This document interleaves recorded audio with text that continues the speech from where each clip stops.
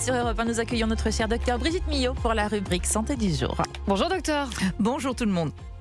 Je vais peut-être prendre une voix appropriée, un tout petit peu plus grave ou reculer. Suave. Aujourd'hui, vous nous parlez des zones érogènes. Et vous nous dites que si les plus sensibles se situent autour des organes génitaux, il en existe bien d'autres. Ça vous Bravo.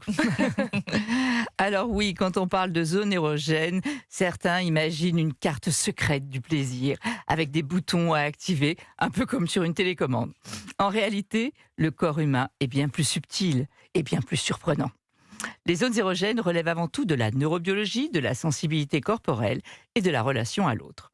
Une zone érogène est une partie du corps dont la stimulation peut provoquer une sensation de plaisir parfois intense.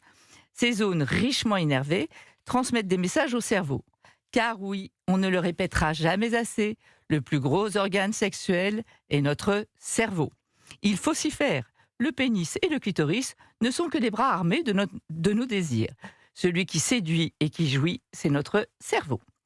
Alors on distingue des zones érogènes primaires, qui regroupent principalement les organes génitaux, et les zones érogènes secondaires, qui s'avèrent plus personnelles, ne sont pas identiques chez tout le monde, et il est important d'apprendre à explorer ces zones de sensibilité.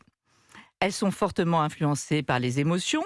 Une même caresse peut être vécue comme agréable, neutre, voire parfaitement désagréable.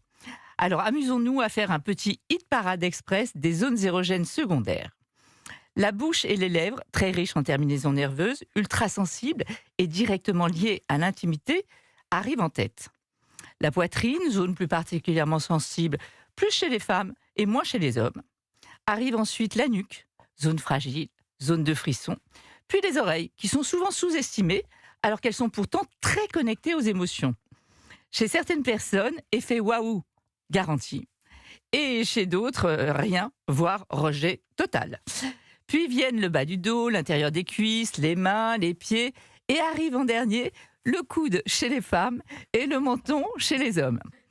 Évidemment, tout le monde n'appréciera pas de la même façon l'effleurement des tétons ou le léchage des orteils. Certains vont adorer et d'autres détester. Il n'y a aucune norme en la matière. Et ben voilà, Géraldine, un commentaire. On va essayer le coude, pardon, parce que j'avais jamais pensé à ça. Non, c'est vrai. Merci beaucoup, Brigitte Millot. Rendez-vous demain à 13h15. Allez.